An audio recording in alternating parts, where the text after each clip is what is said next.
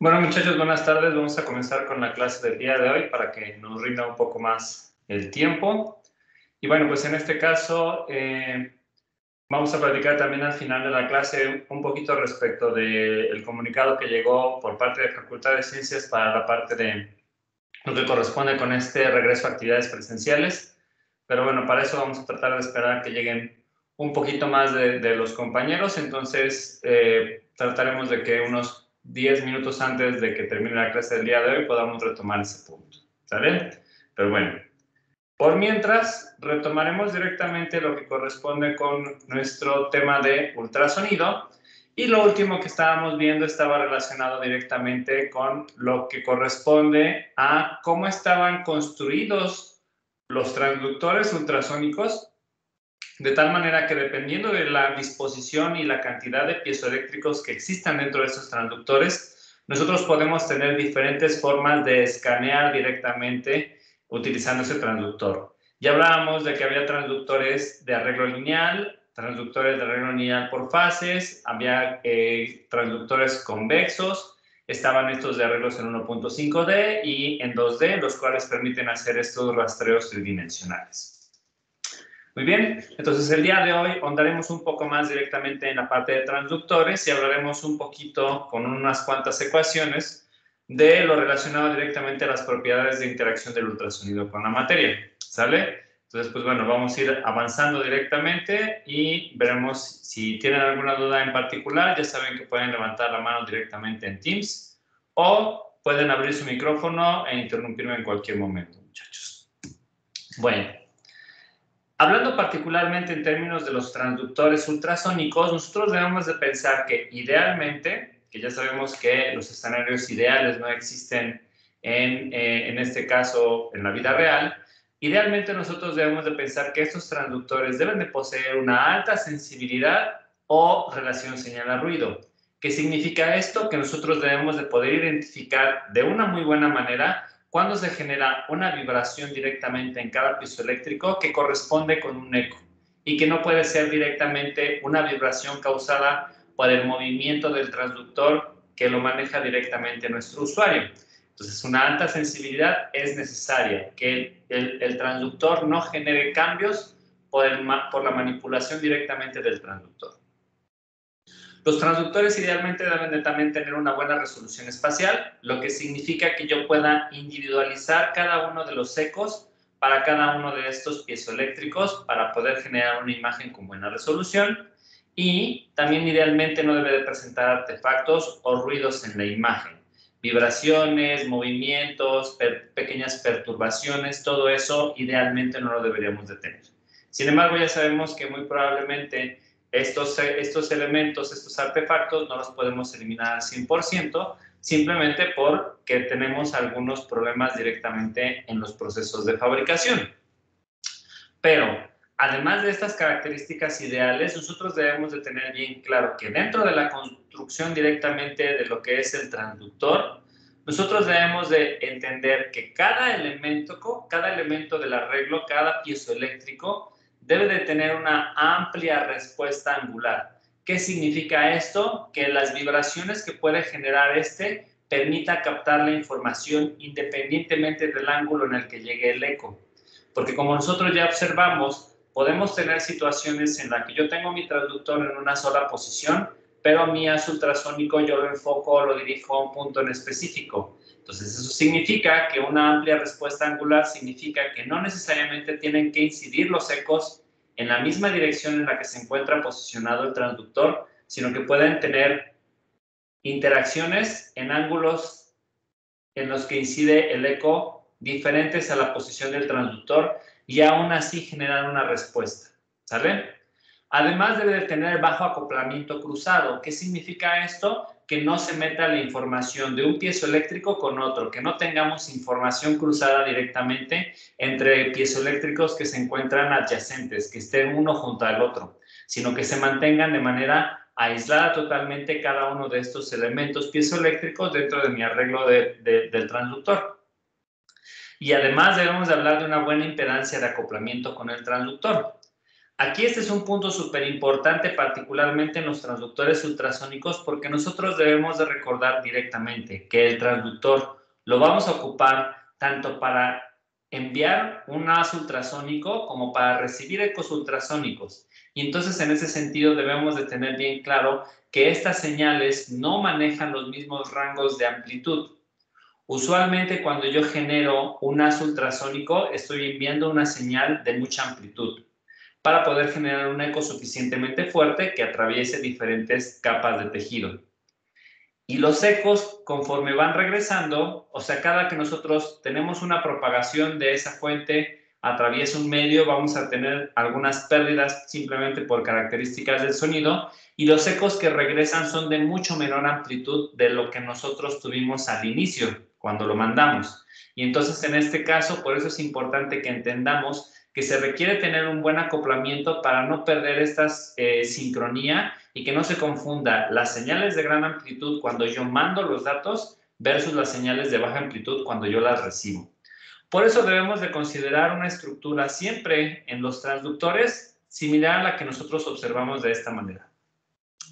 En este caso nosotros tenemos que pensar que si esto corresponde con mi transductor, es decir, lo que tiene en la mano directamente el usuario, aquí yo puedo tener cada elemento piezoeléctrico de mi arreglo numerado de alguna manera. Y este es el elemento que obviamente cuando yo excito con mucho voltaje o con corriente suficiente, este va a generar una vibración y esta vibración va a generar un haz ultrasónico que se propaga en una dirección en específico. Como nosotros podemos observar, aquí tenemos un elemento dentro del escáner, dentro del equipo de ultrasonido, que es el que manda esa instrucción de generar una excitación fuerte, la cual atraviesa un cable coaxial, que es el que va desde el equipo hasta el transductor y conecta directamente con este elemento para, en esta dirección, generar un haz ultrasónico que se propaga. Y la misma configuración la deberíamos de tener nosotros directamente para cada uno de los elementos de este transductor. Sin embargo, también debemos de considerar que cuando yo estoy recibiendo ecos que van del medio hacia el transductor, este elemento también recibe la misma información y sobre el mismo cable coaxial yo voy a tener el regreso de información, pero obviamente voy a tener un punto de retorno distinto. Y aquí es en donde yo debo de tener bien claro que dentro del equipo, en el equipo, es en donde encuentro estas dos vías que tiene la información del haz ultrasónico. En el transductor solamente tenemos el piezoeléctrico y el cableado. Por este mismo cable coaxial va a viajar tanto los impulsos que generan un eco ultrasónico como los que los reciben. Y entonces en este caso debemos de entender que es hasta el equipo en donde nosotros podemos hacer la separación de la información para generar el ultrasonido y la información que yo recibo como un eco ultrasónico.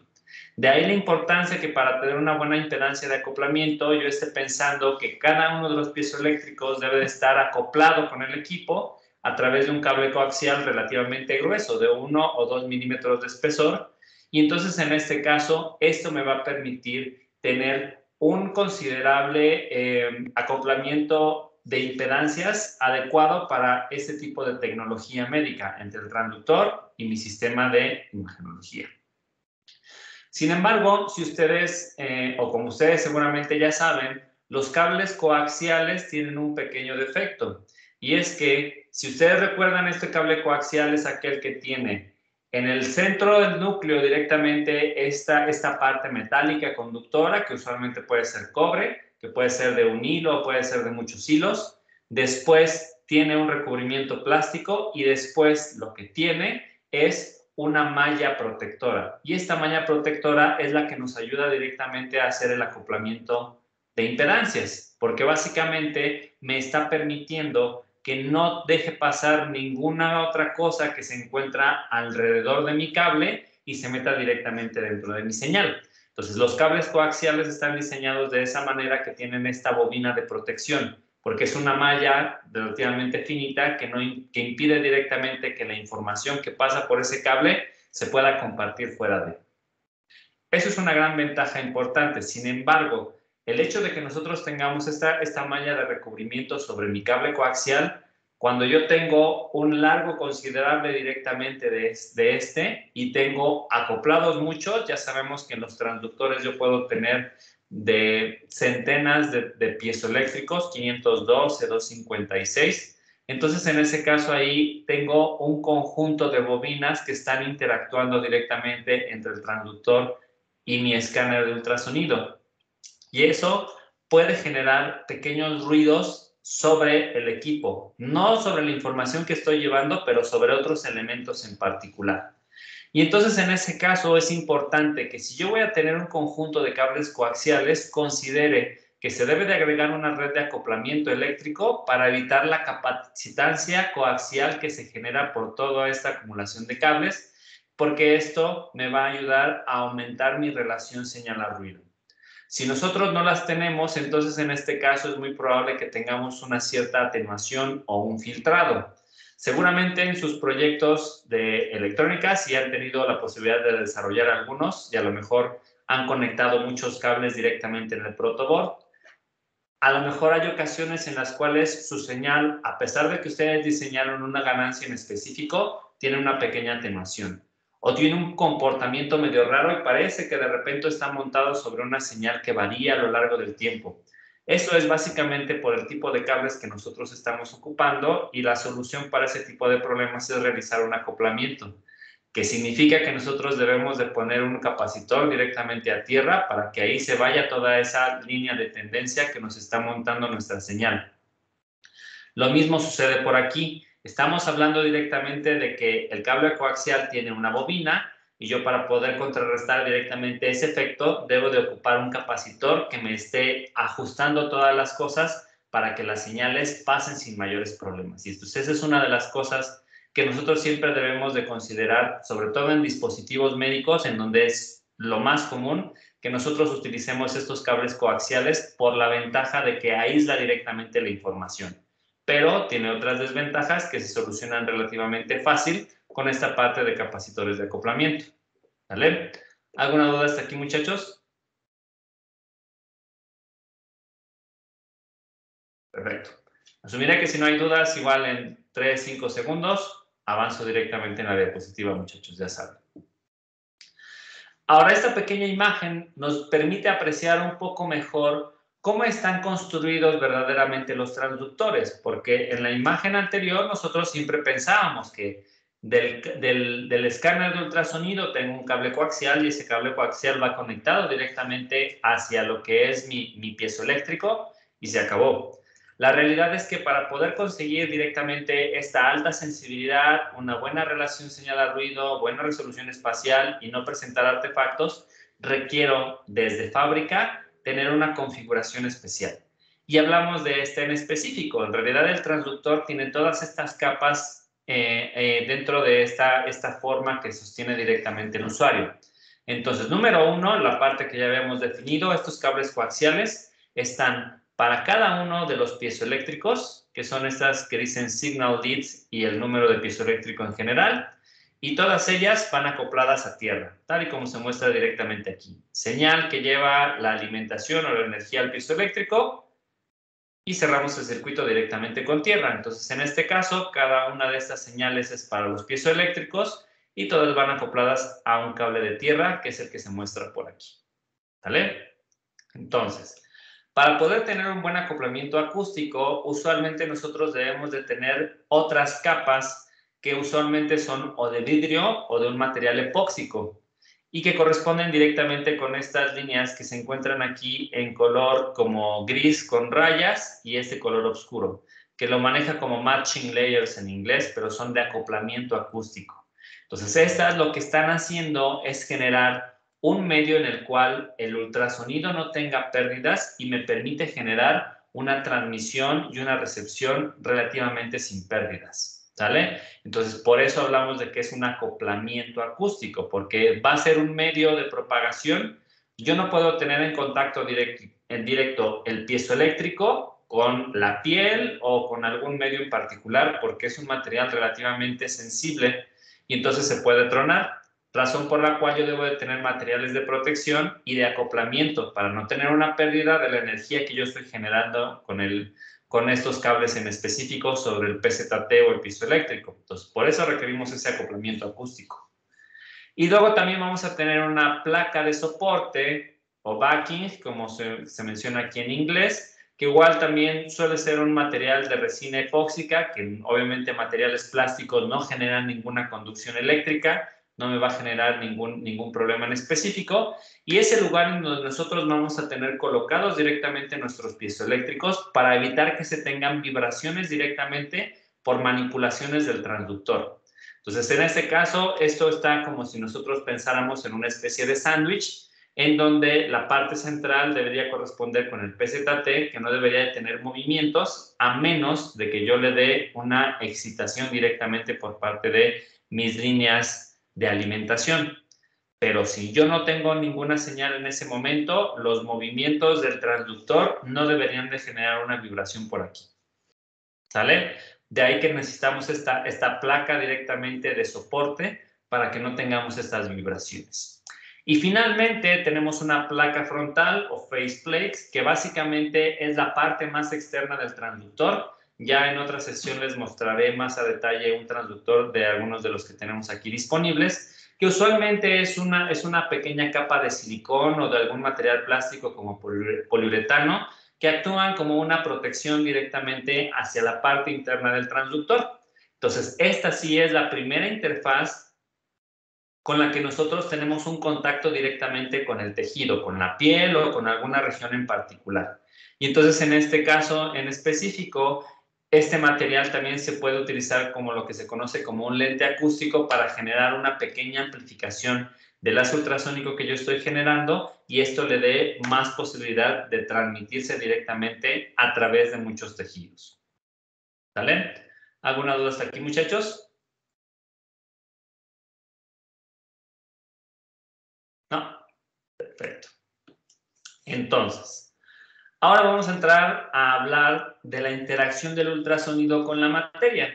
Entonces, en términos generales, cuando hablamos de ultrasonido, en muchas ocasiones nosotros debemos de pensar que directamente, como muchas otras cosas médicas, la tecnología ultrasónica en realidad fue creada para fines militares.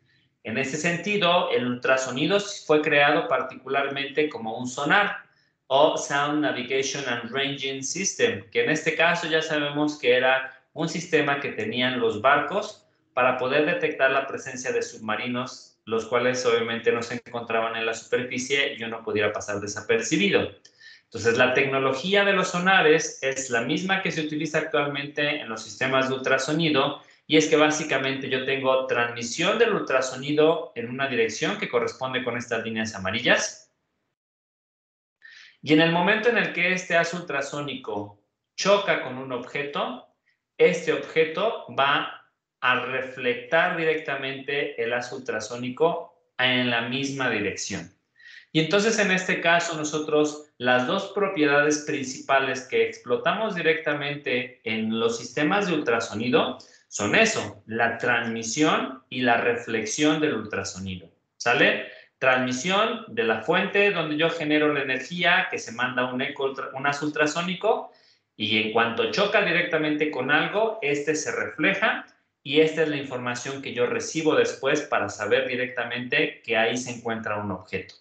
Entonces, en este sentido, los sonares funcionaban de una manera muy sencillita. Yo generaba un haz ultrasónico a un tiempo determinado, al tiempo cero, y dependiendo de cuánto tiempo se tardaba en regresar un eco, era la distancia a la cual se encontraba un objeto. Por eso sonar significa Sound Navigation and Ranging, para que yo pueda directamente entender que dependiendo del tiempo que se tardó en mandar un sonido y regresar directamente hacia mi fuente, eso yo lo puedo medir como una distancia en particular. ¿Sale? Entonces, estas son las dos propiedades principales que necesitamos.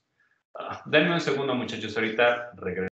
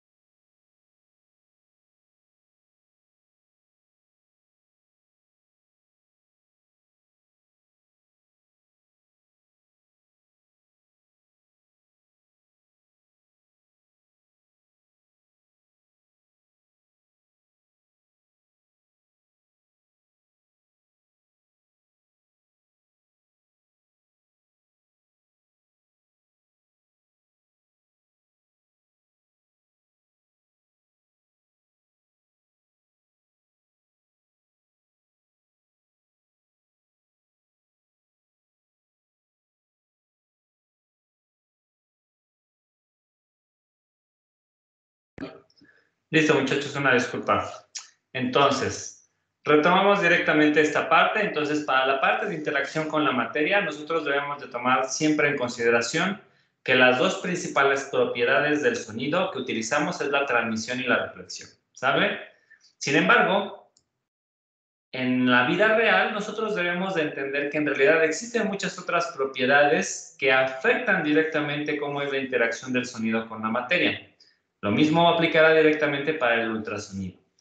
Una de estas propiedades que afecta directamente esta transmisión y esta recepción corresponde con la refracción. La refracción lo que significa es que el sonido cambia de dirección cuando se propaga a través de un medio. Entonces nosotros debemos de tener claro que en el mundo ideal, cuando yo digo transmisión, este haz ultrasónico tiene una dirección y una velocidad específica.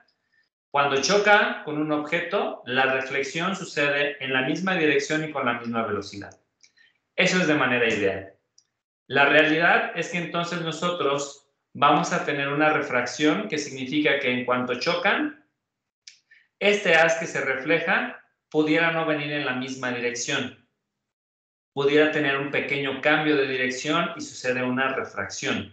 Y además, el ultrasonido que también se propaga, ese sí va a cambiar de dirección y está sufriendo una refracción. Luego podemos tener una absorción, que significa que el sonido, en cuanto choca con otro medio en particular, va a generar una pequeña absorción de ese sonido antes de que éste se propague y se transmita hacia otro medio en específico. ¿Qué significa eso? Que cada que choca con un objeto o que cambia de medio, aquí estábamos hablando de agua, y en cuanto choca directamente con el submarino, que es un material muy sólido como un metal, entonces ahí va a haber una pequeña absorción directamente del sonido por el material. Y esta absorción lo que va a generar es una atenuación, que significa que el sonido que sí se pueda transmitir más adelante después de este medio no va a tener la misma intensidad que tenía el ultrasonido inicial que se transmitió. Va a tener una amplitud mucho menor. Entonces ya sabemos que se absorbió y eso atenúa, puede tener una dirección diferente porque hubo una refracción. Incluso dependiendo de las propiedades del medio con el que yo pueda interactuar, puede suceder una dispersión, que significa que el sonido se puede dividir en diferentes fuentes. Y entonces, obviamente, cuando yo una fuente la divido en varias, tengo una atenuación, tengo una refracción y también estoy teniendo una dispersión. Y entonces yo trataré de minimizar lo más que pueda todas estas propiedades para mantener el análisis solamente con una transmisión y una reflexión. ¿Vale? ¿Dudas aquí, muchachos? Perfecto. Entonces, ahora sí vamos a tratar de entender directamente los principios físicos del ultrasonido a partir de unas pequeñas ecuaciones. Entonces, si nosotros consideramos que el sonido es una partícula que se mueve a través de un medio utilizando directamente una trayectoria. Déjenme apagar la luz.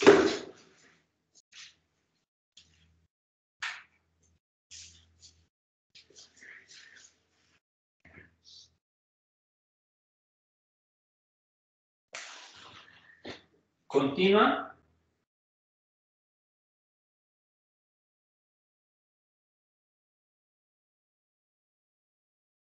Asumo que esta es una partícula. Yo sé que en el sonido la partícula se puede mover en esta dirección en específico, ¿no? Porque ya sabíamos que el sonido yo lo puedo caracterizar como esta onda senoidal que tiene una cierta amplitud, un cierto periodo y una frecuencia que es característica de ese sonido en específico, ¿sale? Pero entonces a nivel de partícula yo puedo empezar a describir directamente el comportamiento del ultrasonido utilizando las siguientes ecuaciones.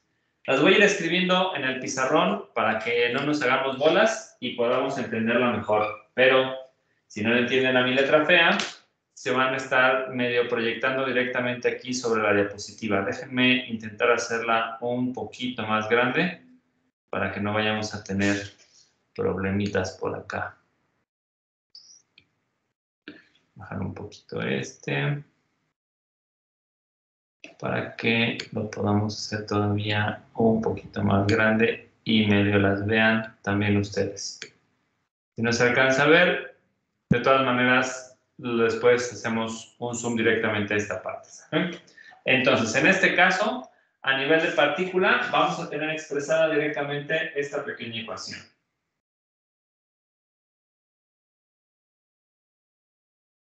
Donde P corresponde con mi presión acústica, Z corresponde con mi impedancia acústica del medio, y V es directamente la velocidad de la partícula. ¿Sale? Entonces, si ustedes lo observan, esto maneja una analogía muy fuerte con lo que es igual con esto. Mi presión acústica la puedo considerar directamente como si fuera un voltaje, mi impedancia acústica es la resistencia y la velocidad de la partícula en ese medio puede ser recíproco directamente a lo que corresponde con la corriente. ¿Vale? Cosas muy similares y vamos a tratar de aplicarlas en específico.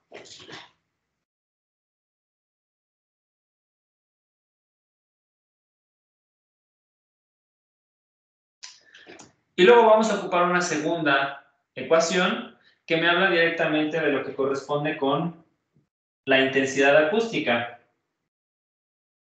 que no es otra cosa más que la presión acústica multiplicada por la velocidad de la partícula. ¿Sale?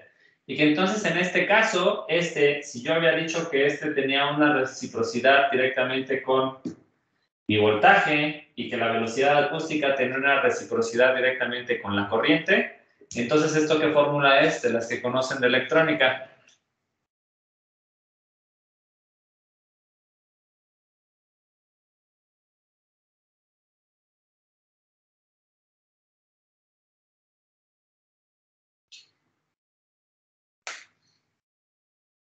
¿No?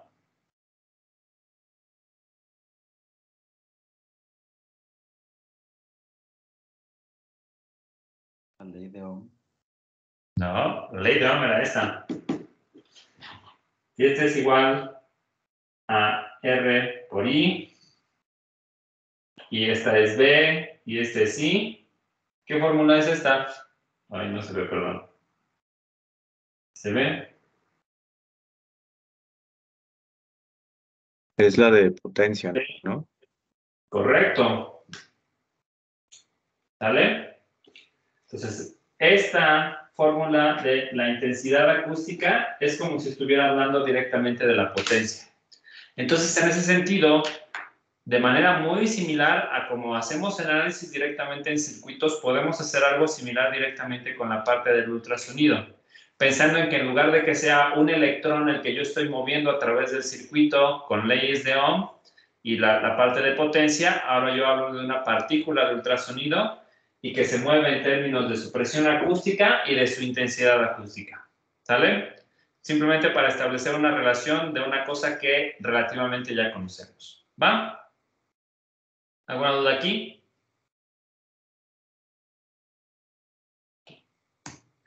Vámonos a hacer la magia. Entonces ahora, en este caso, ahora yo voy a observar que tengo la presencia directa de dos medios, Z1 y Z2 me están definiendo propiedades de un medio distinto, lo que significa que en este medio Z1 aquí yo tengo una impedancia acústica característica de este medio 1 y Z2 es la impedancia característica de este segundo medio. Y entonces yo tengo un haz ultrasónico que incide en un cierto ángulo y en este punto en específico, aquí es en donde suceden directamente estas propiedades del ultrasonido. Parte de este ultrasonido se refleja con un cierto ángulo en particular y parte de ese ultrasonido se transmite hacia el otro medio. ¿Sale? Entonces, tomando esto en consideración, ahora yo puedo definir lo siguiente. A partir de mi fórmula que yo tengo definida de presión acústica, yo puedo despejar directamente las características de mis medios. Y entonces, en este caso, yo puedo definir que la impedancia acústica del medio 1 no es otra cosa más que despejar esta de acá. ¿Sale? Y entonces, en este caso, Dejen ver dónde pongo este dibujito. Aquí todavía alcanzamos a ver, ¿sí?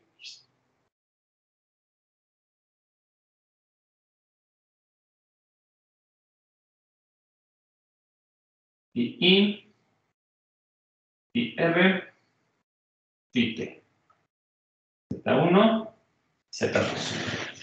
Entonces, tomando eso en consideración, mi impedancia acústica 1, pues no es otra cosa más que la presión acústica en ese medio 1 dividida entre la velocidad de la partícula en ese medio 1. Y de manera muy similar, Z2, pues es la presión acústica en ese medio 2 dividido sobre la velocidad de la partícula en ese medio 2 en específico. Esto nos habla de que cada medio tiene su propia característica particular. Cada medio tiene su propia impedancia acústica. ¿Vale? ¿Dudas aquí? Todo tranquilo, ¿no? Y luego también puedo definir directamente como si yo estuviera hablando de que este punto en específico lo tomo como si fuera un nodo de mi análisis de circuito y entonces yo puedo estar hablando directamente de que puedo también estar definiendo algunas cosas que se puedan relacionar directamente con comportamientos en un medio y en otro. Entonces ahora yo sé que directamente esta presión acústica en mi medio 1 depende de dos características importantes. De la presión acústica que se está incidiendo directamente en este punto en particular y la presión acústica que se refleja, que no necesariamente son iguales. Idealmente deberían de ser así, pero por todas estas características que ya estábamos observando, sabemos que eso no es verdadero. Y que en cambio, cuando yo hablo directamente de la presión acústica del medio 2, esta solo depende de la presión que se está transmitiendo. ¿Vale? ¿Dudas acá? De momento todo tranquilo, ¿no? Y adicionalmente, yo puedo establecer que la intensidad acústica incidente es prácticamente la intensidad acústica reflejada más la intensidad acústica transmitida. ¿Vale? Considerando que si yo veo esto como si fuera un nodo en específico, esto de aquí, en este punto en particular tengo solamente una que entra y tengo dos que salen. Y entonces en este caso puedo hacer esa aseveración en particular. ¿Va? ¿Dudas aquí?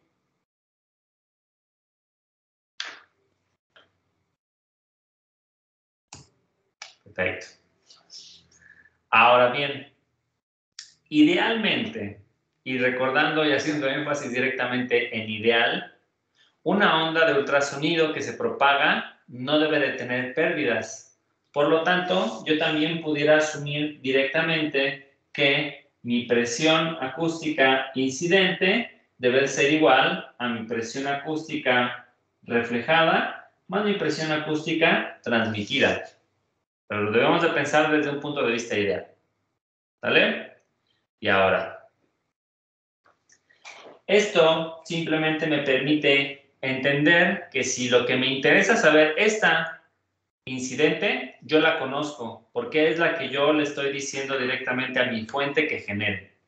La que no sé es la transmitida, que sobre estas, si yo lo estoy considerando ideal como que no tengo ninguna pérdida en específico, lo que incide debe de ser la suma de lo que se refleja y lo que se transmite.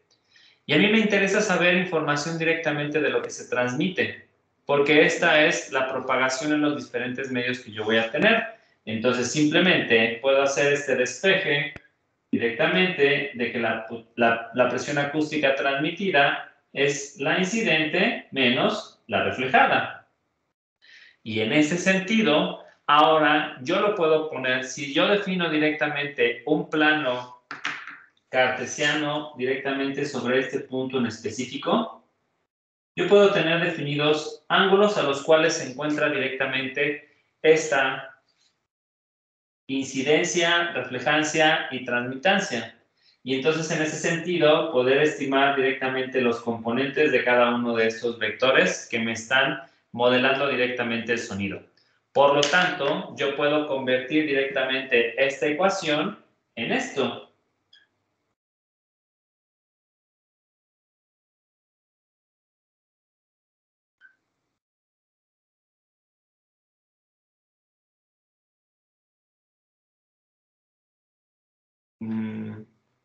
Hoy ya se ve muy feo. Perdón, muchachos, estoy viendo que aquí esto ya se ve medio cortado. Pero ahorita lo reacomodamos un poquito, ¿sale? Entonces, simplemente estoy poniendo de alguna manera distinta la información de esta presión acústica transmitida en valores que yo, en teoría, yo ya conozco, que debe ser directamente el ángulo de transmisión, el ángulo de incidencia, el ángulo de reflexión y mi velocidad en el medio en específico, que es simplemente una otra manera en la cual yo puedo poner esta ecuación en específico. Y ahora yo puedo hacer una pequeña aseveración. Si yo considero que ahora mi velocidad de propagación en el medio corresponde directamente a el despeje de esta que yo tenía por acá, entonces puedo llegar a esta nueva ecuación que nosotros observamos aquí. Y voy a borrar un poco algunas cositas por acá para que podamos pintar mejor. Déjenme mover esta de aquí tantito. Ahí todavía ven. Ajá.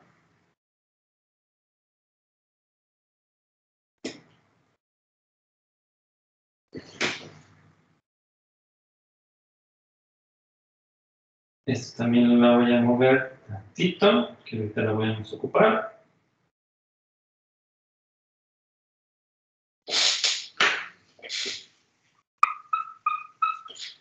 Y voy a poner el dibujito también por aquí para que no lo vayamos a perder.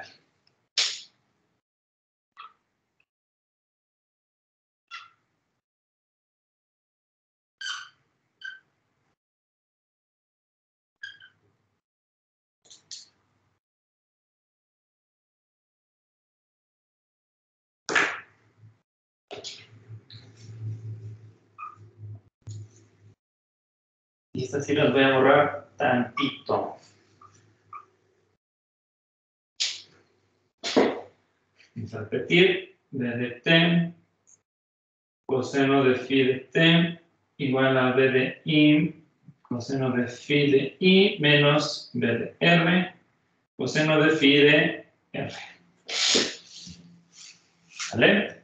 Y entonces lo que dijimos es que si yo recuerdo o yo despejo directamente que la velocidad en un medio no es otra cosa más que la presión acústica dividida sobre su impedancia, entonces en este caso, esta ecuación de aquí se convierte en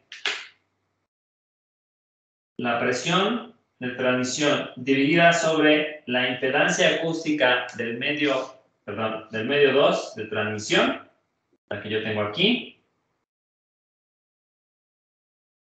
coseno de phi de t igual a mi presión de incidencia dividida sobre mi impedancia acústica de mi medio 1, coseno de i, menos mi presión cuando se reflejan dividida sobre el medio 1 por el coseno de phi de r. ¿Vale? ¿Hasta aquí todos me han seguido? ¿No se han perdido?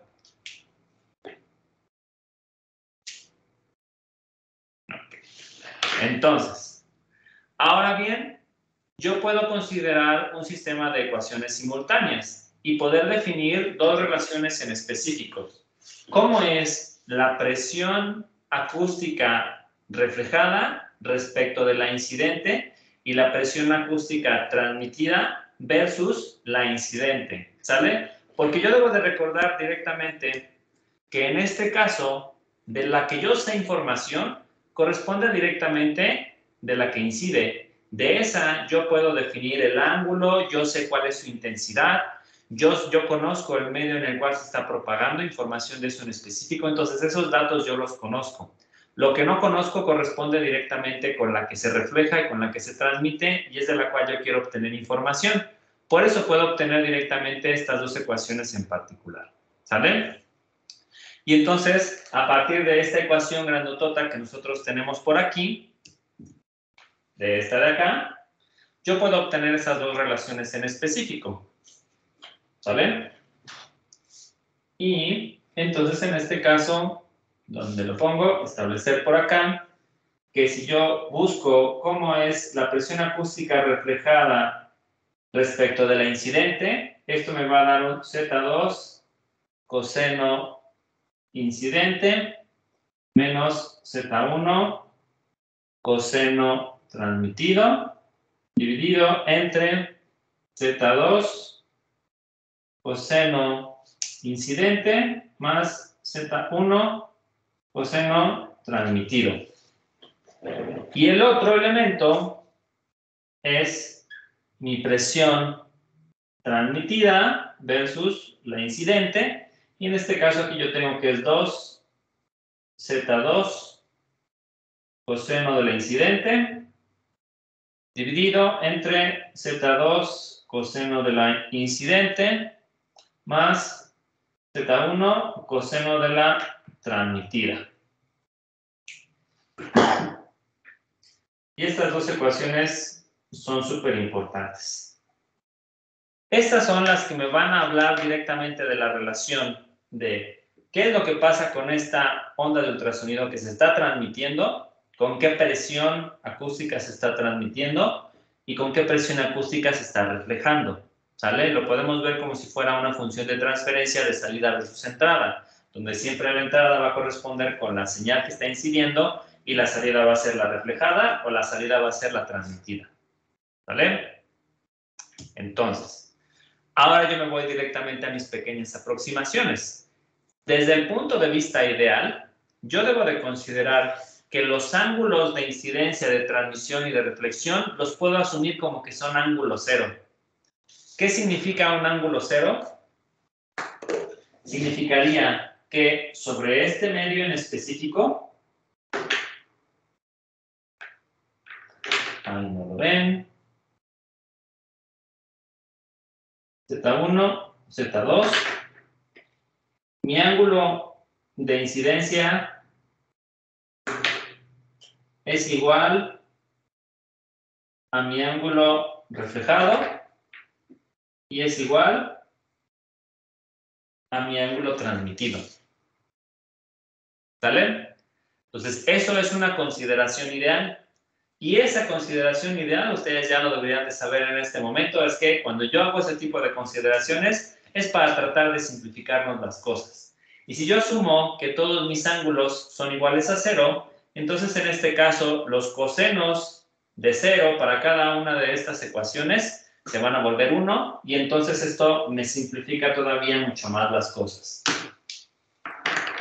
¿Sale? Y entonces voy a borrar este que tenemos por acá. Ya me voy a borrar estos para que no nos hagamos bolas. Nada más quería que entendieran de dónde provenían. Y lo que me va a interesar ahora, que sí es importante, es entender esta relación de mi presión acústica reflejada versus la incidente es Z2 menos Z1 dividido entre Z2 más Z1. Y que mi presión acústica transmitida versus la incidente corresponde con 2 veces Z2 dividido entre Z2 más Z1. ¿Qué significan estas ecuaciones? Lo que significan es que para poder entender el comportamiento del ultrasonido a través de los medios, de los diferentes tejidos, de los diferentes medios en los cuales se transmite este sonido, lo único que tengo que hacer es estimar una relación que me habla de las propiedades de ese medio en específico.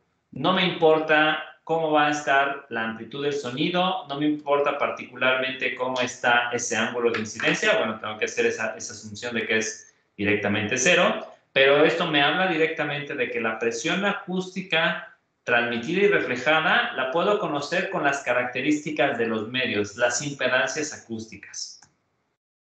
Y entonces, ahora, particularmente a través de estas ecuaciones de aquí, como yo ya sé que esto es una manera en la cual yo puedo relacionar la presión con la intensidad, porque en realidad cuando hablamos en términos de sonido, yo prefiero hablar en términos de intensidades, entonces en este caso voy a poder hacer un pequeño despeje. Si yo meto directamente aquí esta P por acá y hago esta pequeña regla en específico, yo puedo despejar directamente esta pequeña relación.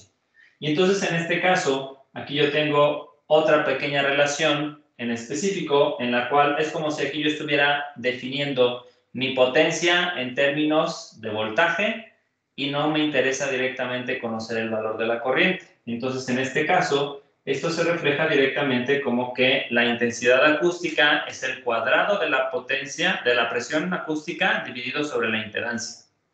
Y entonces en este caso, ahora yo me voy a definir estas nuevas ecuaciones que hablan en términos de intensidad, que es algo que sí yo puedo estar definiendo directamente para el sonido, o que es más habitual. La intensidad reflejada versus la incidente va a ser Z2 menos Z1 al cuadrado dividido entre Z2 más Z1 al cuadrado. Y la intensidad acústica transmitida respecto de la incidente va a ser 4 veces Z2, Z1 dividido entre Z2 más Z1 al cuadrado. Y estos en particular se van a conocer como coeficiente de reflexión y coeficiente de transmisión.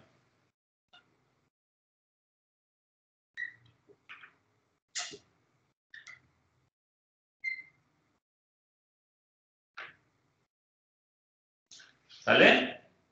¿Dudas aquí?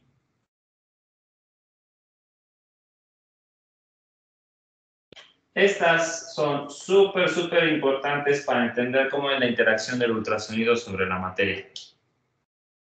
¿Alguna duda?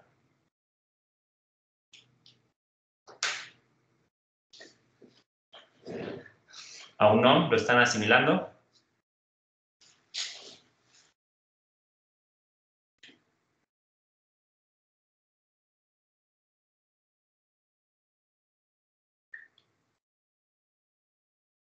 Bueno.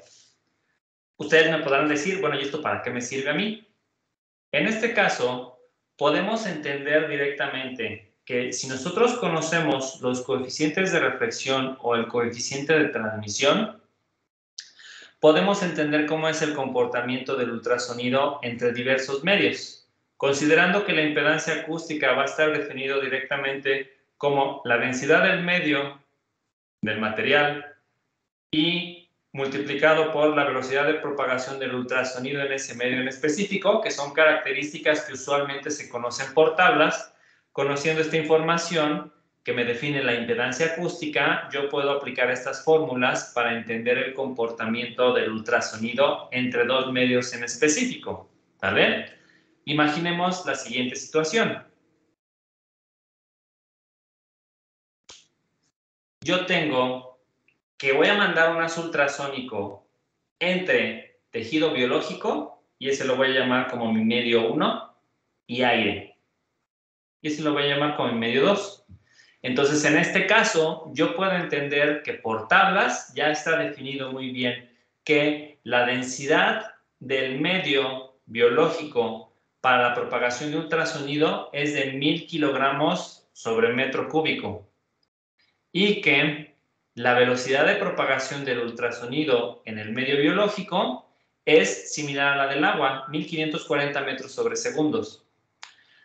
Y que cuando yo estoy hablando directamente del aire, aquí estoy pensando directamente que el aire tiene una velocidad de propagación de 1.2 kilogramos sobre metro cúbico y que la velocidad de propagación del ultrasonido en el aire es de 343 metros sobre segundo.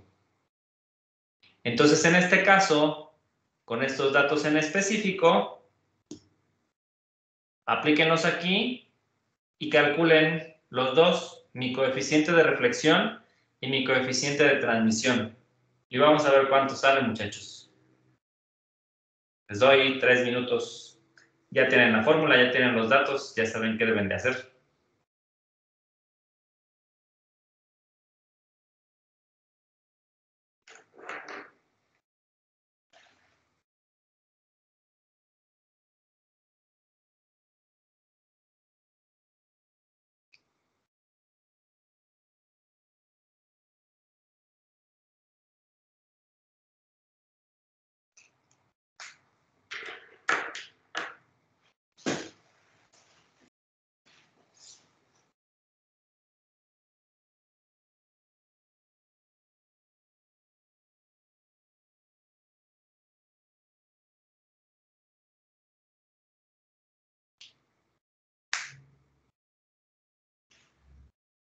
Profe, se me está trabando un poco la clase, pero ya puedo regresar un poco. La C1 y la C2, ¿qué es lo que representan? Disculpe. La velocidad de propagación del ultrasonido en el medio. Entonces, básicamente, para poder calcular los coeficientes de reflexión y atenuación, primero calculas la impedancia de cada uno de los medios, multiplicando estas dos, que define esta formulita de aquí. La impedancia acústica es la densidad del medio multiplicada por la velocidad de propagación del ultrasonido.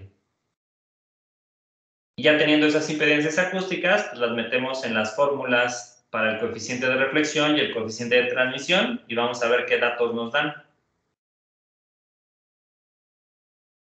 Gracias, profe.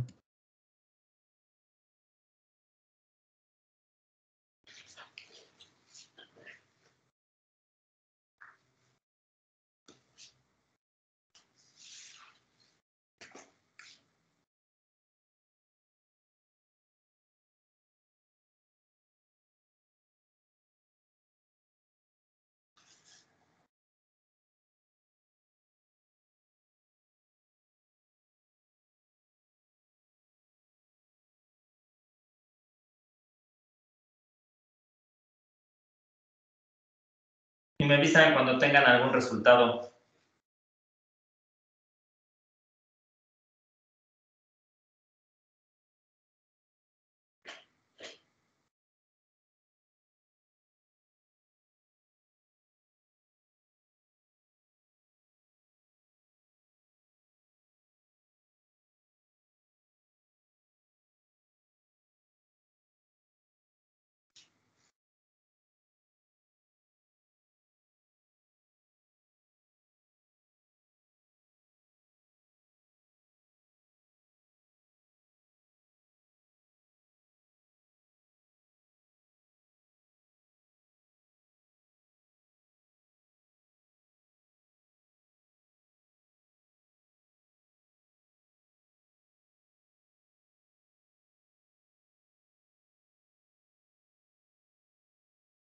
Profe, el coeficiente de reflexión me da 0.9989, casi 1.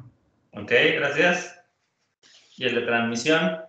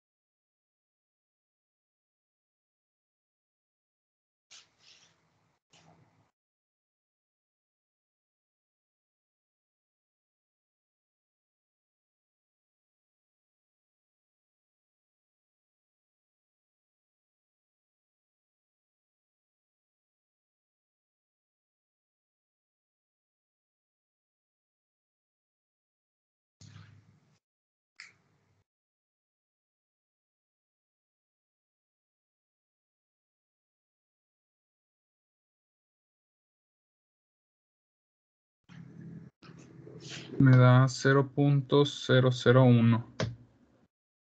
Ok, gracias. Un valor muy chiquitito. Gracias, Alejandro.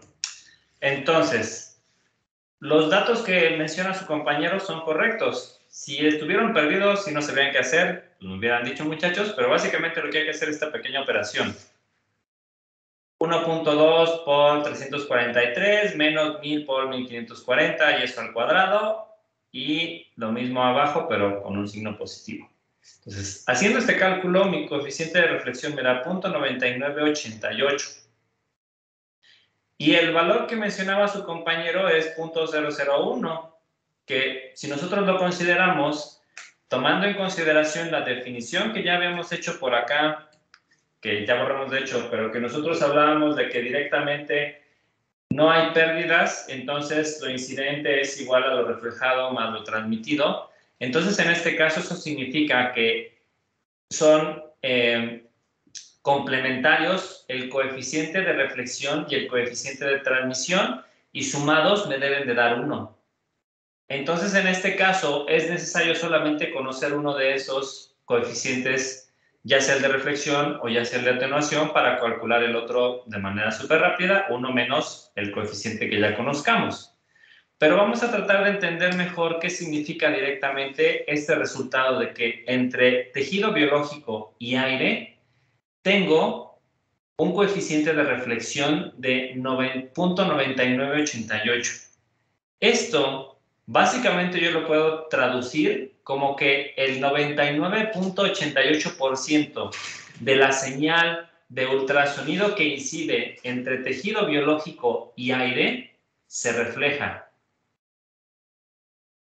Caso contrario, teníamos un coeficiente de transmisión de 0.001, que significa que el 0.1% de la señal de ultrasonido que incide entre tejido biológico y aire se va a transmitir, que es prácticamente cero.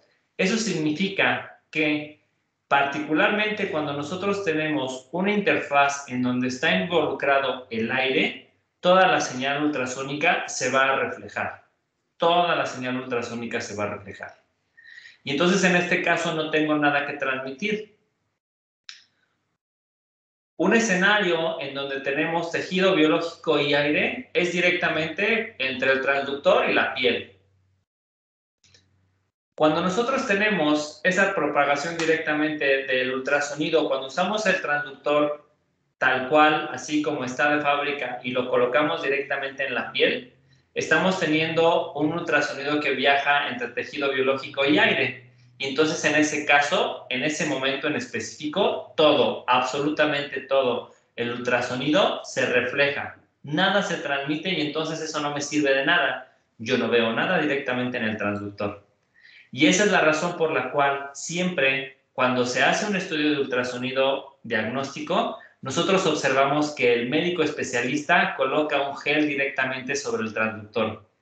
Este gel sobre el transductor, que está a base de agua, sirve como la primera interfaz, y entonces, en lugar de tener tejido biológico y aire, yo voy a tener tejido biológico y agua, y ahí va a cambiar directamente el coeficiente de transmisión. Voy a tener con agua mucha señal que se transmite y que pueda permitir que el ultrasonido viaje al interior del cuerpo. Si nosotros no ponemos ese gel acuoso directamente en el transductor, toda la información se refleja en automático y yo no veo nada. 0.1% de la señal se transmite, que no me sirve para absolutamente nada de la imagen. ¿Sale? ¿Dudas aquí? ¿De captaron de esto en particular?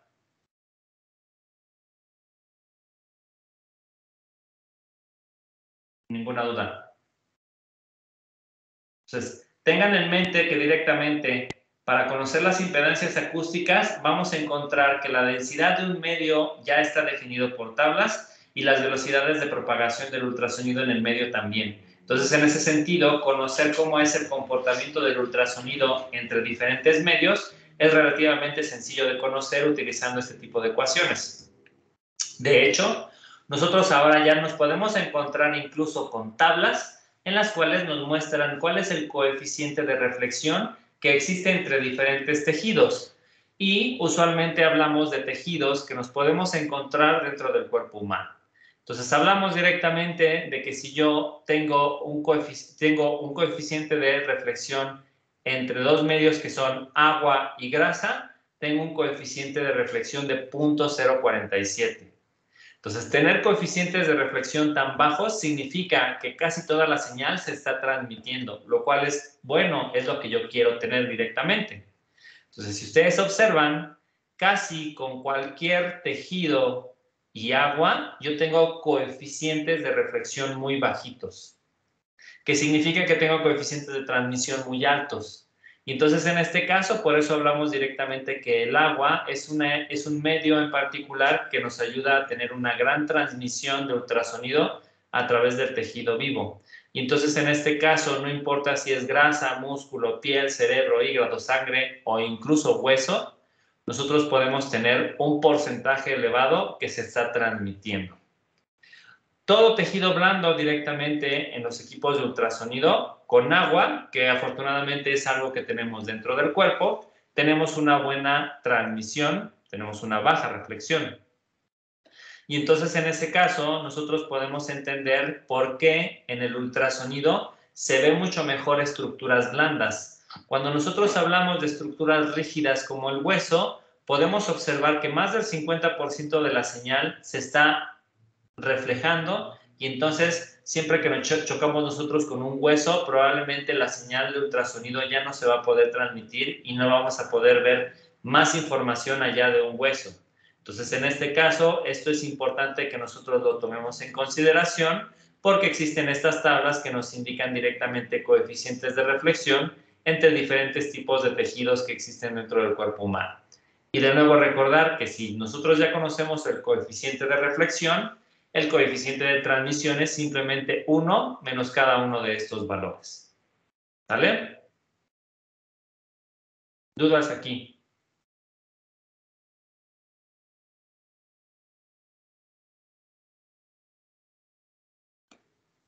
Perfecto.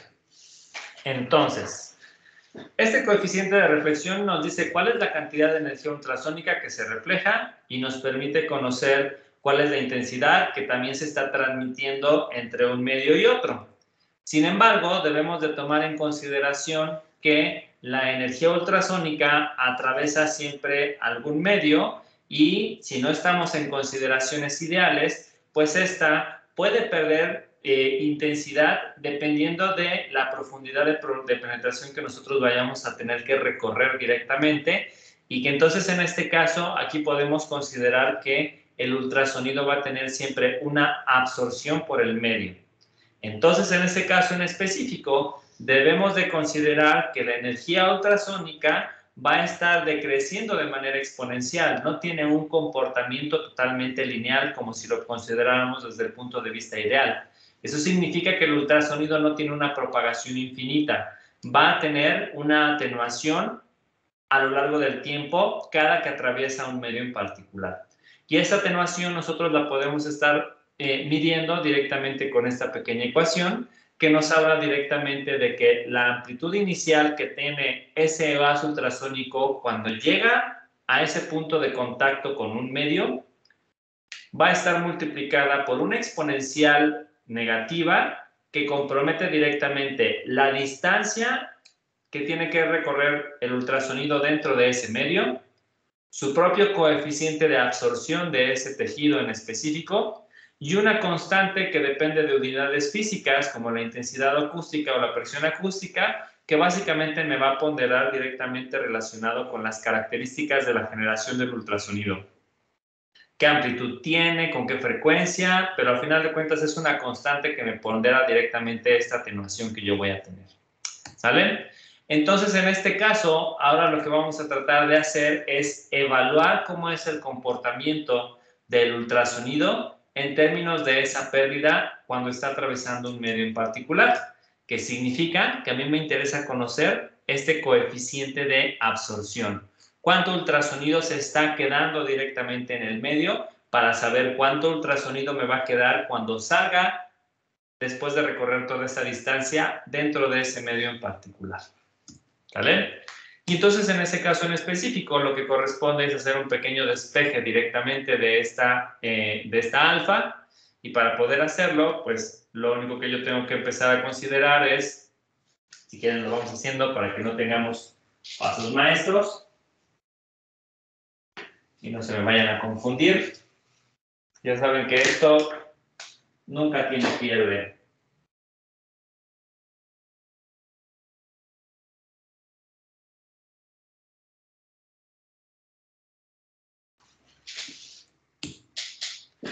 Y entonces en este caso, si lo que nosotros queremos hacer es despejar directamente esta alfa, pues esto se convierte directamente entre A0 igual a E a la menos K alfa X. Y para eliminar la exponencial, pues aplico logaritmo natural de ambos lados.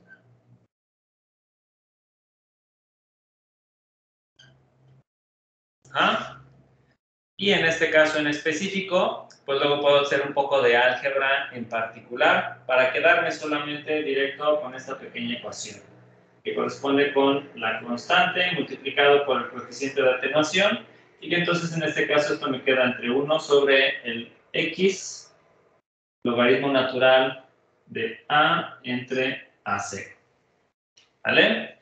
Y esta pequeña relación yo la voy a llamar mi coeficiente de absorción, lo cual se va a estar midiendo directamente en Neper sobre centímetros, que es una medida logarítmica que me permite estar definiendo lo que se conoce como un nivel de absorción de sonido.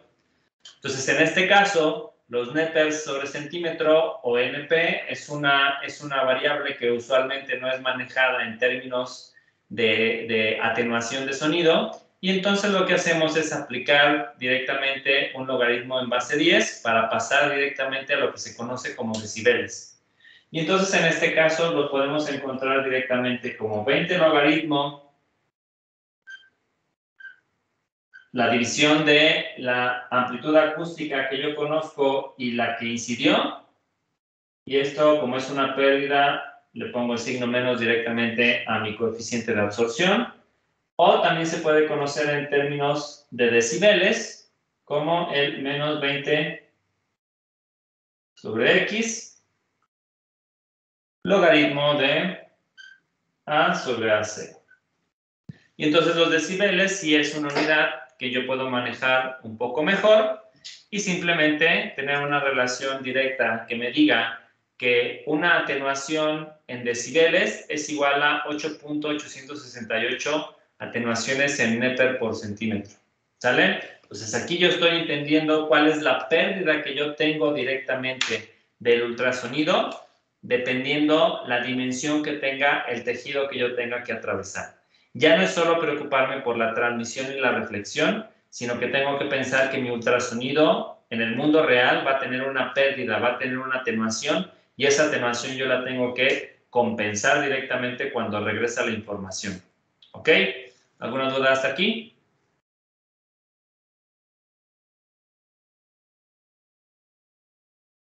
¿Lo están asimilando? Espero. Entonces, debemos de pensar esta situación porque sabemos que dentro del cuerpo humano no nos vamos a encontrar en el mundo ideal en donde solamente tengo agua y ultrasonido y se acabó, sino que en realidad, por ejemplo, si yo quiero llegar desde la panza de la mamá hasta directamente el bebito, pues seguramente tiene que atravesar diferentes interfaces o diferentes capas de tejido. Puede ser la primera que corresponde entre agua y piel, la primera. Y una vez que el ultrasonido pasa a la piel, a lo mejor se encuentra con grasa y debe de haber una interfaz entre grasa y piel. Y luego hay una tercera que puede ser a lo mejor ya el vientre donde se encuentra líquido, y entonces puede ser otra vez de nuevo grasa y agua. Y luego llegamos directamente hacia lo que es el bebé y otra vez hay agua y piel, y luego hay piel y grasa, y luego grasa y cráneo, y así sucesivamente. Entonces es importante que entendamos directamente que dependiendo de estos diferentes tejidos o materiales, vamos a tener diferentes coeficientes de absorción, y que entonces al final la amplitud que yo tenga total o la absorción total que yo tenga del ultrasonido va a depender directamente del producto de estas absorciones de cada uno de los medios o cada una de las capas. Y entonces, en ese sentido, yo debo de entender que puedo definir intensidades acústicas en cada punto de interfaz entre dos medios que yo me pueda encontrar, pensando que esta A0 corresponde directamente con la intensidad acústica del transductor y mi primer medio que yo me encuentre. Y este ultrasonido va a viajar a través de este medio, tiene este medio una cierta absorción, y en el momento en el que choca con otra interfaz, aquí voy a tener una siguiente amplitud acústica. Y entonces en este caso se tiene que volver a estimar esa amplitud y calcular cuánto absorbe este medio 2, y así nos lo llevamos sucesivamente. Entonces, en este caso, yo puedo definir que para este medio 1 puedo tener una atenuación en términos de las dos señales, la salida entre la entrada, A1 entre A0, en el medio 2 lo mismo, la salida entre la entrada, y en el medio 3 lo mismo, la salida entre la entrada. Y al final yo tengo el producto de todas y cada una de ellas, y que esto básicamente me está reflejando que yo puedo calcular cada uno de estos logaritmos naturales para conocer mi atenuación, pero el producto lo que me permite también es simplemente conocer la primera y la última, y sobre ellas yo puedo conocer una atenuación final. Pero si quiero conocer características importantes de saber en dónde es en donde tengo una mayor absorción directa del ultrasonido, entonces es importante que pueda calcular cada una de estas amplitudes acústicas para poder tener un mejor entendimiento de cómo es la interacción del ultrasonido con la materia. ¿Sale?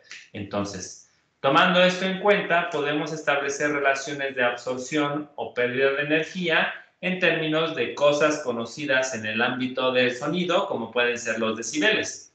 Y entonces, en este caso, ahora también ya existen tablas que me permiten definir un medio en particular y cómo es la pérdida directamente del sonido dentro de ese medio en particular. Entonces, aquí nosotros hablamos de que, por ejemplo, cuando yo tengo un sonido que se genera a una frecuencia de 1 MHz, yo voy a tener una pérdida en sangre de 0.18 decibeles por centímetro de agua que yo tenga que recorrer. ¿Sale? Entonces, ¿se acuerdan de esta constante K que hablábamos hace rato, que estaba relacionado directamente con propiedades físicas de la generación del sonido? Y hablábamos directamente de que el ultrasonido tiene una frecuencia característica. Y entonces, en este caso, debemos de entender nosotros que dependiendo la frecuencia de oscilación del ultrasonido, va a cambiar la pérdida en un medio en específico. Y entonces, en este caso, debemos de entender que, por ejemplo, si nosotros hablamos directamente de lo que corresponde de una generación de un haz ultrasónico no a 1 MHz, sino a 2 MHz, entonces, para sangre, yo tendría, en ese caso en particular, una atenuación de 0.36 decibeles por cada centímetro de sangre que tenga que recorrer, porque tengo una variación de la frecuencia totalmente lineal. ¿Eso qué significa? Que simplemente tengo que multiplicar el valor de la atenuación por el valor de la frecuencia de oscilación de ese ultrasonido. Y así poder establecer cuál es el valor de la pérdida que yo tengo en cada uno de los medios. En este caso, nosotros podemos observar que puedo conocer estos coeficientes de absorción directamente para medios como sangre, grasa, músculo, pulmón, cerebro, médula espinal y agua.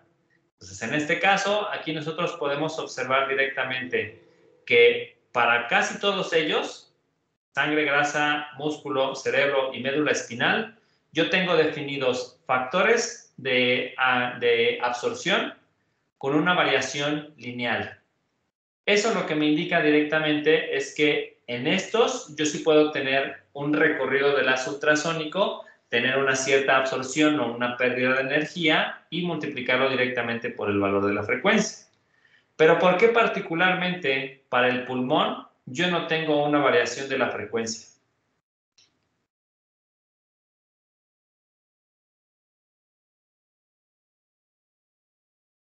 ¿Por qué creen? ¿Qué característica pudiera tener el pulmón que pudiera hacer que no tenga expresada esa variación de la frecuencia para conocer su atenuación?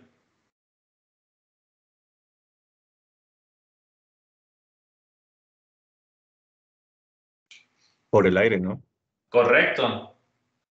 El pulmón, si tú quieres viajar 1 centímetro adentro del pulmón, te encuentras con aire. Y además ese aire ya sabemos que es lo peor que podemos tener para una transmisión. Eso significa que en cuanto el haz ultrasónico choca con los pulmones, casi todo se refleja y casi nada se transmite, por lo tanto yo no puedo tener una medición de cómo es la atenuación dentro del medio. Es casi imposible hacer una medición después de 1 centímetro de pulmón para ver si yo tengo una atenuación. Además de que la atenuación es de 40 decibeles por centímetro, que me está hablando de que más de la mitad de eso que está llegando y que se pudo haber transmitido, que era ese 0.001%, ese 0.1%, perdón, de la señal, todavía ese lo tengo que multiplicar por este factor de atenuación de 40 decibeles por centímetro. No me queda nada y entonces por esa razón en particular yo no tengo reportada la variación con la frecuencia del coeficiente de absorción del ultrasonido en pulmones. ¿Sale? Y aquí lo que también debemos de considerar es que el agua tiene un coeficiente de absorción muy, muy bajo, 0.0022%. Y todavía para aumentarle esto en específico, yo estoy hablando que la variación con la frecuencia es cuadrática, no lineal. ¿Qué significa esto? Que si yo a una señal de 1 MHz tengo en agua una pérdida de 0.0022 decibeles por centímetro, cuando yo estoy hablando directamente de lo que corresponde con una señal de ultrasonido a 2 MHz, eso significa que la absorción del ultrasonido en agua sería de 0.00000484 decibeles por centímetro. Conforme aumento la frecuencia de mi ultrasonido, el agua va a absorber menos energía del ultrasonido y además el agua me va a permitir generar una gran transmisión. Entonces, por eso, idealmente, el agua se utiliza y se conoce directamente como que el agua es un medio sin pérdidas en términos de ultrasonido, para que nosotros podamos evitar directamente estas cosas, y es la razón por la cual siempre se utiliza un gel a base de agua para poder tener como interfaz inicial entre el transductor y la parte más externa del cuerpo con la cual se va a realizar la adquisición de la imagen. ¿Vale? Pero es porque mi agua me permite tener una gran transmisión y me permite tener una nula absorción de la energía del ultrasonido. ¿Dudas aquí?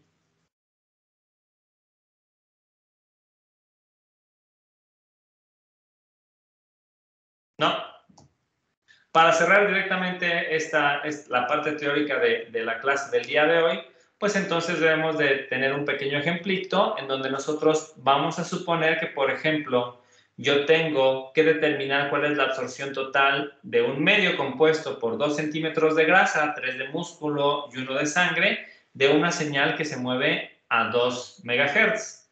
Entonces, en este caso, aquí no los pongo a hacer los cálculos para que no vayamos a tener mucho problema en específico. Yo puedo entender directamente que lo que tengo que hacer es calcular, en este caso, los 2 centímetros de grasa, por ejemplo, por el coeficiente de absorción que tenía reportado en tabla de la grasa, que en este caso, si recuerdan, aquí es de 0.6 decibeles por centímetro, y ese valor lo multiplico por el valor de la frecuencia directamente de oscilación del ultrasonido.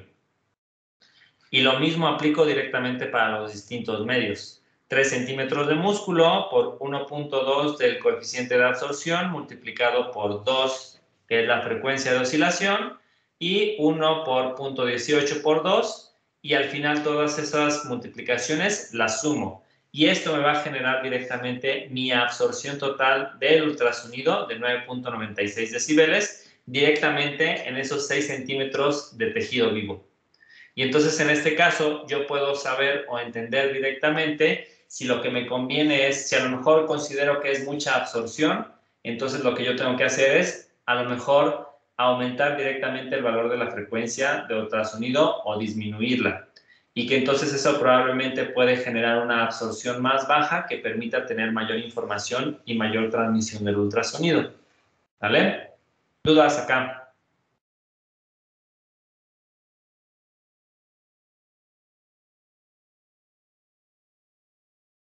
¿No?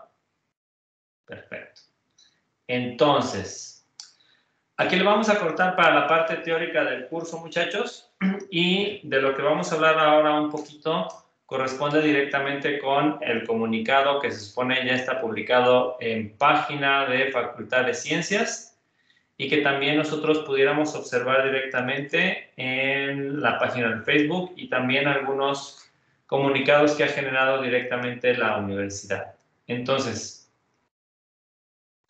déjenme, les comparto pantalla directamente. Aquí no se ve nada. Déjenme agarrarlo otra vez.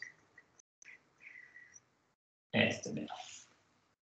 Entonces, aquí básicamente en este comunicado que ustedes pueden encontrar directamente en la página de Facultad de Ciencias, fciencias.uaslp.mx, porque me parece que a sus correos institucionales debió de haber llegado directamente un comunicado por parte de Rectoría.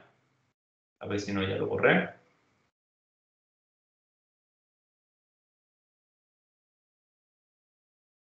Creo que sí. Pero bueno.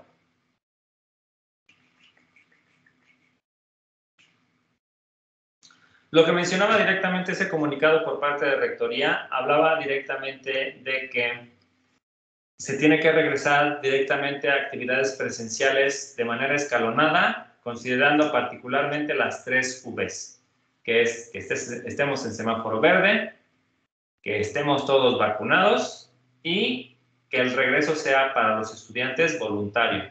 Entonces, en ese sentido, pues es importante que nosotros consideremos directamente que lo que nosotros estamos tratando de entender directamente con eso es que estamos considerando directamente que las actividades presenciales que podemos tener en Facultad de Ciencias no pueden ser cosas que se van a evaluar, porque no los podemos obligar a ustedes directamente a regresar a las aulas, ya que sabemos que algunos son foráneos, algunos incluso se encuentran, por ejemplo, en una universidad distinta y aceptaron ingresar al curso por cuestiones de esta movilidad virtual, que se los permitía.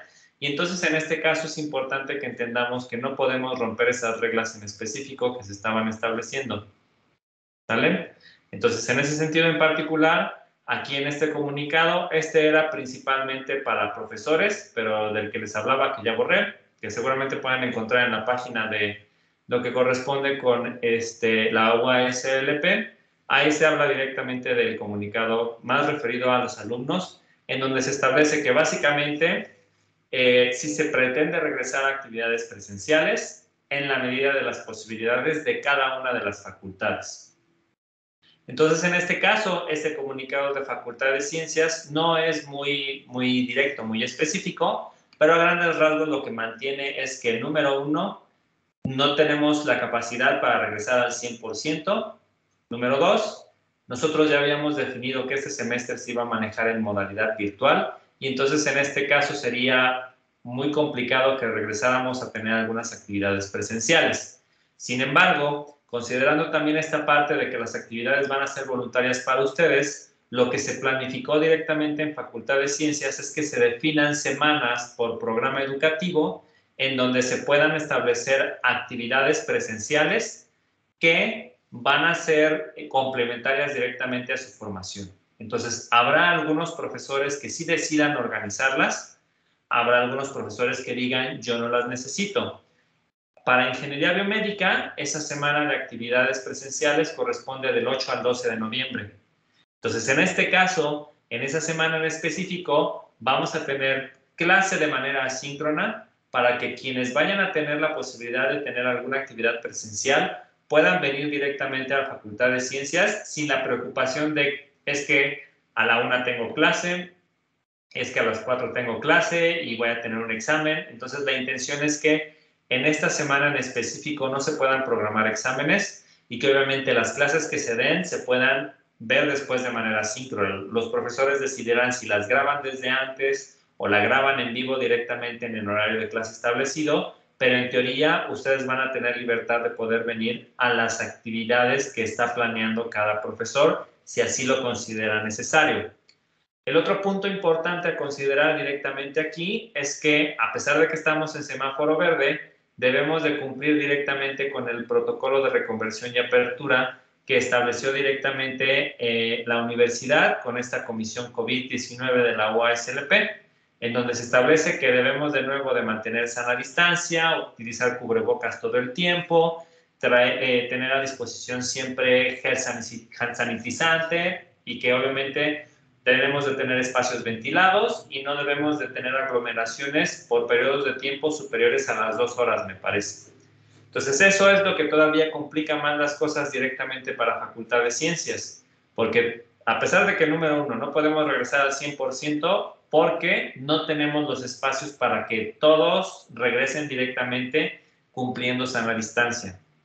Si ustedes recuerdan, los salones que utilizamos nosotros, que se encuentran aquí en el edificio 1, donde estoy yo, que aquí está mi oficina, tienen una capacidad para entre 30 y 40 alumnos apretados.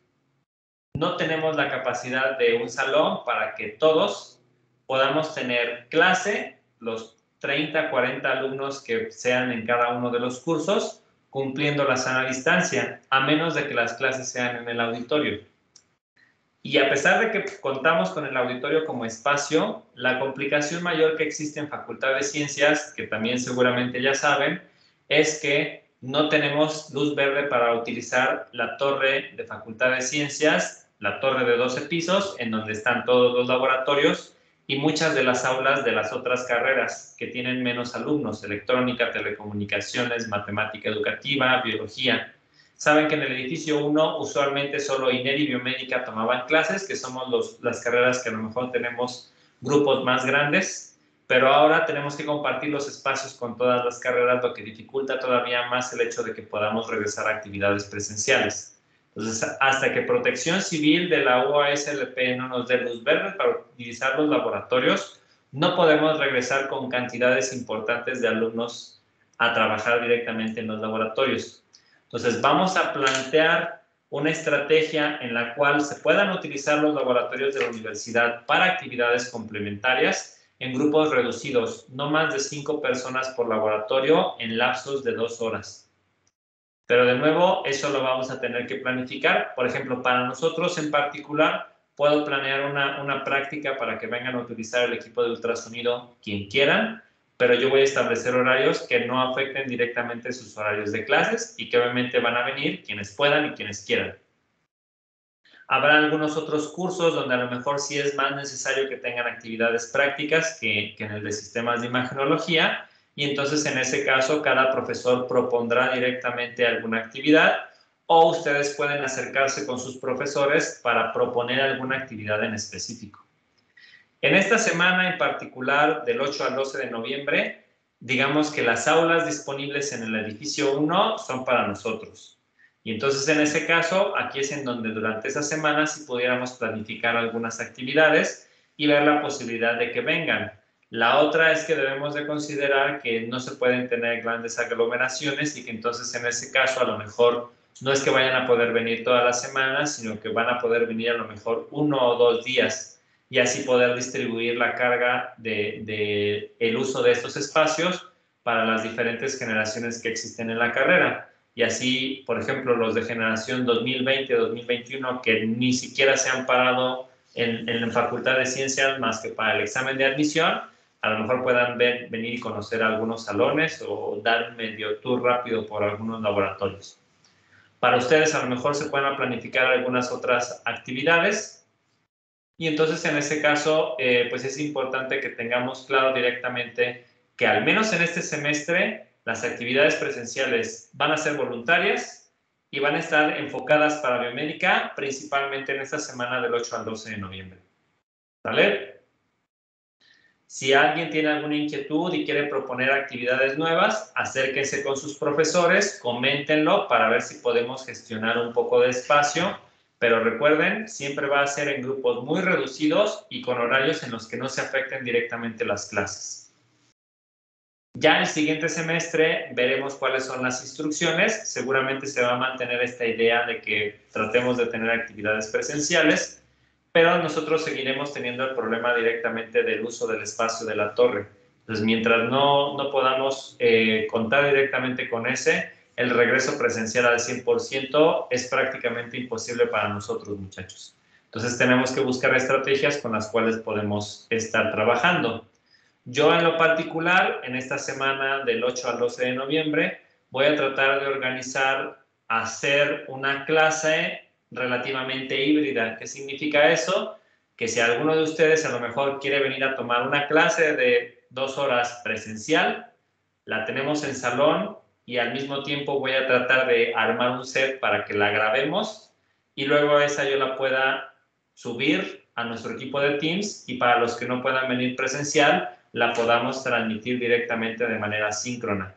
No tenemos la infraestructura para hacerlo simultáneo, es decir, que yo de la clase, unos vengan presencial, se esté viendo directamente en la computadora y se transmite en Internet. El Internet de las aulas no es tan eficiente, pero vamos a buscar alternativas. Y digamos que eso yo lo voy a proponer como una prueba piloto para ver si pudiéramos tener esta creación de aulas híbridas, pero digamos que no es seguro que vayamos a implementarlo los siguientes semestres y que ya vayamos a regresar a tener clases presenciales todos. Hay que definir estrategias, pero bueno, la universidad y rectoría cada vez presionan más para que las podamos hacer, solo que a veces se le olvida que nosotros tenemos atorado ahí el pendiente de la torre y pues rectoría tampoco ha dado una respuesta respecto del dictamen para poder utilizar la torre o saber cuál es el daño que se menciona que hay un pequeño daño estructural en la torre y cómo se tiene que arreglar para poder organizarnos adecuadamente, ¿vale?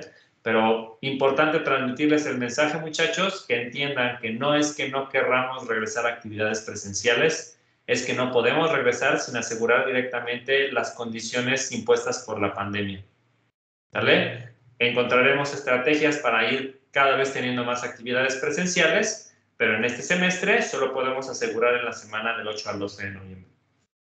¿Dudas?